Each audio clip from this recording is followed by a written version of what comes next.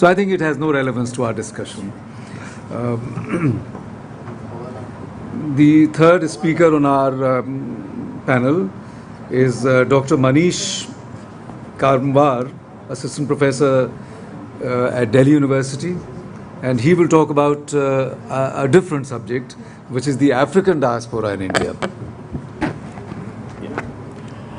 Good evening to the respected chair, my fellow speakers, the panelists of the previous sessions, and all the participants present here.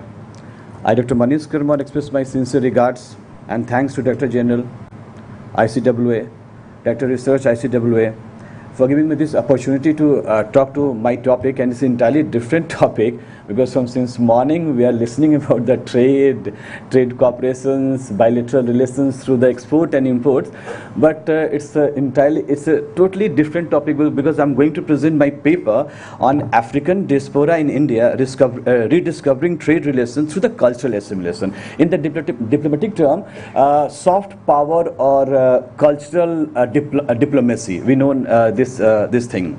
So obviously I'm very delighted to hear from morning to this evening trade, and indeed trade is a very important role to play for India and Africa relationship, but equally the culture also equally played a very important role, and it will be incomplete if we do not touch the historical perspective on it. So my paper, I divide my paper into the three respective groups. First is what the trade relation, India and Africa trade relation through the contemporary terms, that means export import, and the second is African diaspora in India.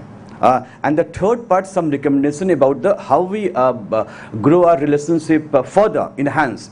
Yes, we had a great relationship between India and Africa, and we are doing very well in the term of trade, but how we enhance, because yes, we know about this thing that so many European countries and China is a little bit ahead in Africa in the several terms, because I'm not going to indulge, because I'm a historian and not economist, so but I'll try to do something for this conference.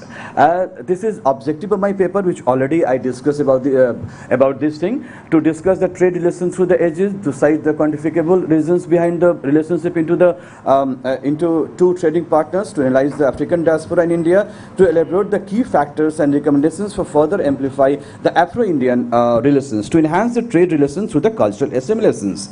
And I do so many seminars, but my professors, just like Professor Aparajita Biswas and so many professors told me, Manish, why do I present only the African diaspora in India? So come with some trade arguments. Firstly, you give some trade data, and then you'll, because it's a contemporary world, it's the most important thing. So I tried, and let's see. This is the two charts. The chart shows the total import and export in the sub-Saharan Africa. The dominant country to harness trade relation with Africa during 1919 to 2015 are the predominantly China, India, Brazil, and few advanced economies. This is nothing new about this thing. And this second chart is a similar study by the Coriolis Technology in 2018. So a comparative quantification of sub-Saharan Africa in the term of their imports and export for the data point ranging 1996 to 2021. The absolute value has increased with times. However, the value have been stagnant in the last 5 years. And this is our proposition. Here we should include ourselves not to the export, import, and trade relationship, to cultural assimilation. This is the area we have to involve ourselves in the Africa. And the next two charts, a World Bank report 2017, it's a sub-Saharan Africa is intensely involved in the foreign trade for goods. Within each passing year, the trade is gradually rising. It's not just the number of countries which are added up with time, but the list of products is also going up. In order to illustrate the same, some data point 2017 have been shown in the table. The sub-Saharan Africa is receptive to product from the various nations. The list of these nations is majorly led by China, Germany, India and US. The export-oriented economy of China speaks the list of African export countries with 16.42, whereas the India falls short to export vis-a-vis China. The distance 16.42 of China is a challenge to India, which is currently trading only 5.77. So what is my proposition or my argument for all this thing? So why not we involve the cultural assimilation theory to expand this trade relations? I know we had a very good enhancement about the economic perspective, but I try to involve some cultural innovations and cultural assimilation because I worked on the Africans in India. I know what they want. Here an obvious contemporary government policy towards Africa is going the right direction, since there exists a scope of improvement in the trade relation of two economies. A cultural bonding is also needed to enhance trade relations so that we can compete with those countries who are emerging a major trade pattern in the current economic scenario. The bilateral exchange of culture may offer a high degree of economic integration between the two economies, and I'll take you to the historical past of India and Africa relation, and this is the African diaspora in India, ancient trade relation. We had a great ancient trade relation to the time immemorial. Like we have so many excavations and so many evidences, like Greek scholar guide Periplus of the Aetherian Sea. Puranas also explain the India trade relation with ancient Rome, Greece, Egypt and Eastern Africa before the birth of the Christ. And some archaeological evidence also, we had some archaeological evidence also. So I'm trying to relate our trade relations and also with the writings of Strabo, Pliny, Ptolemy, and we had so many examples of the trade relation of India and Africa. And these are the ancient trade ports. Barbicum, yes, Barbicum is now in Pakistan, but whatsoever, Berigaja, Supara, Kakori, Puhar, Mujris and Malabar and Konkan coast, India had first trade with Arabs, then the Portuguese, whom the Africans came into contact. The forced migration of Africa from African continent into India went up to the 6th century AD. Much before the arrival of Portuguese in India, a significant number of African so-called slaves had already occupied the seats of power, not only in the armies and naval forces in various rulers, but also in civil administration. For displaying their rare capacity of seafaring, India, land warfare, management and of men and civil administration, they are no longer household slaves and palace eunuchs, as was the case in North or in the territorial control by the Portuguese, but regents of the kingdoms, generals of the armies, admirals of the fleets and viceroys of the provinces. There are many places where we found Africans in India. This dispersal, like Gujarat, Kerala, Karnataka, Maharashtra, Uttar Pradesh, Jaunpur, Bengal, Daman, Diu, Goa and Andhra Pradesh. I'm not going to details because it's not suited here, but these are the African dispersal in India. Okay, and apart from this, and the one more thing, they are very much intermingled in the Indian society and culture. They spoke our own language. So this is the important thing about the Africans in India, and in Gujarat we call Siddhis in India. And the prominent kingdoms related to the Africans, Delhi Sultanate, they were involved in the Delhi Sultanate, Nizam Shahi, Adil Shahi, Qutub Shahi, but they become not only the kingmakers, they become the kings also in Janjira and Sachin kingdom. Third is the Jaunpur kingdom. They are more prominent. They played a very important role, and obvious, like other people in India, just like in the morning sir told me Vasundhaiva Kutumbakam. So the African assimilation in India, it's also pronounced Vasundhaiva Kutumbakam. Like they came, they assimilate in an inner society, and somewhere the Hindus, Muslim, Christians in the various part of India, because this is not the right time to discuss all about this thing, but they assimilated to the Indian society and culture. And obvious African played a vital role in the court politics of various dynasties. And if we see until 1948, in Hyderabad, we are having we had a African cavalry guards area, and still that area is prevailing in the Hyderabad, and we found lots of siddhis, drummers, hockey players. We are not harnessing their power to the Indian the development of the India. Okay, because I don't know why, because I'm a researcher. I would recommend only what is up to the government and the government machineries to do all the things. Okay, so Indian culture have been enriched and influenced by the African culture. Their connections with the host country are more positive than the commercial relationship.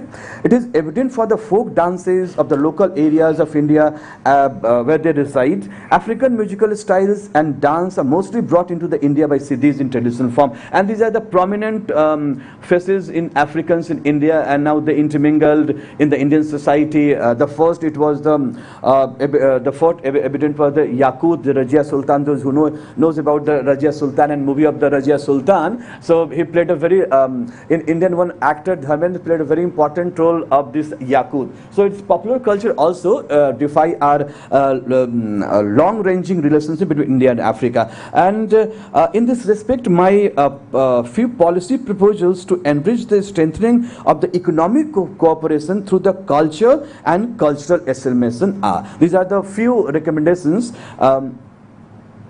The firstly is both culturally rich economy can organize multiple cultural events to showcase each other and how wonderful they have preserved the traditional customs, rituals, even they completely assimilated themselves in the diasporic region. This will give the feeling of safety, security, and in the foreign land. And security, that means the trade.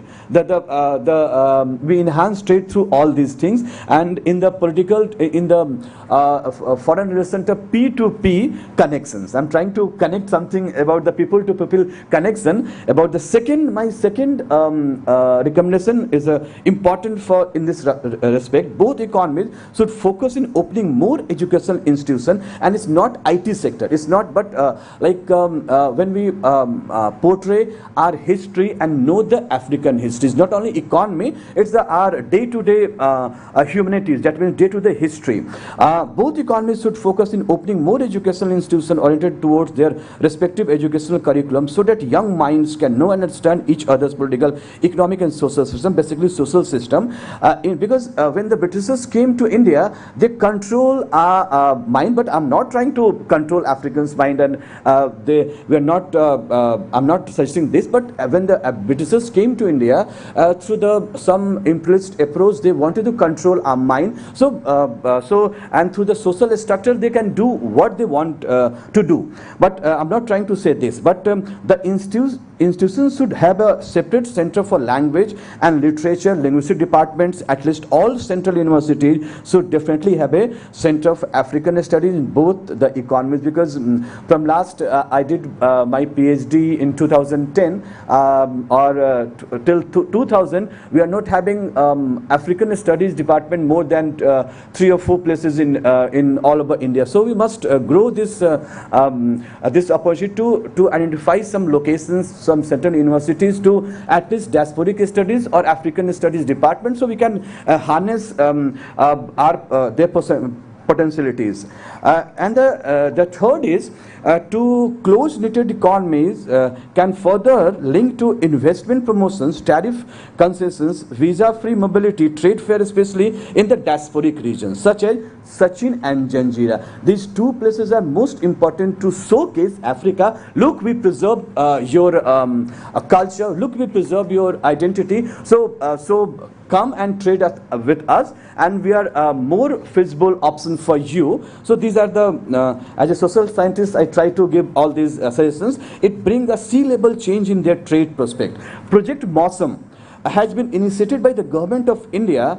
More such kind of projects are looking forward to bring out socio-cultural interaction and improve trade patterns. And my fifth and last conclusion, my recommendation is we can redesign the ancient and medieval trading ports and create a cultural heritage between the 2 economies. We had so many trade relations, like in the Surat, in Bharuch. So we can give some cultural foundation and create some heritage. This further inculcate the cultural ties, tie up understanding and faith, and this is the most important while we are trading to African country.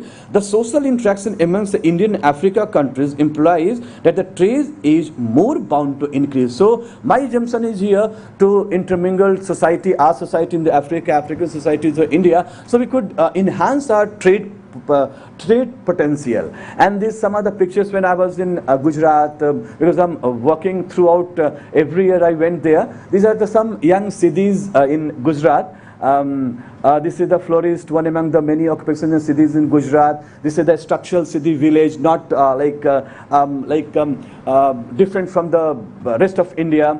And obviously this is me and some Africa. This is called assimilation. I look like the same. So this is called cultural assimilation. And this is the Siddhi man with the traditional drum. And ICCR and obvious several occasions they visited to our India, and they do all these things. This is the Sachin and Nabab of Sachin. This is the one of our dynasty, and they're still alive and they're working. He's a doctor.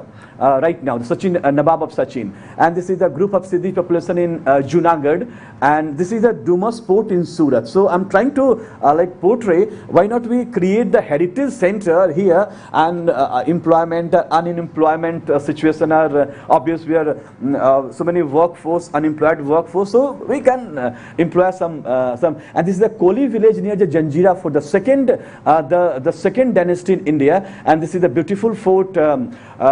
Not much apart from the University of Delhi. It was actually Mumbai. Mumbai.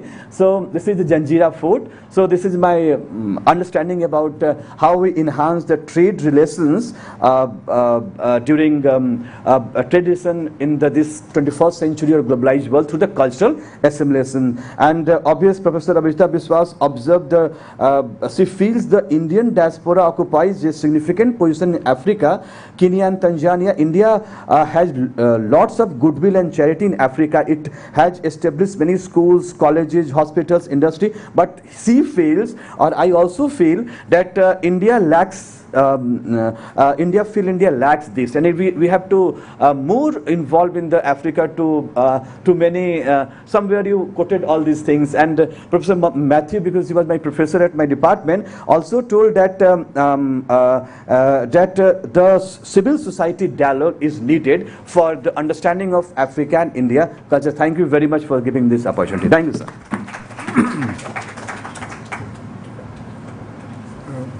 I thank Professor Karmwar for a different and very interesting presentation, and the importance of deepening cultural connections, creating better awareness amongst our people can hardly be overstressed.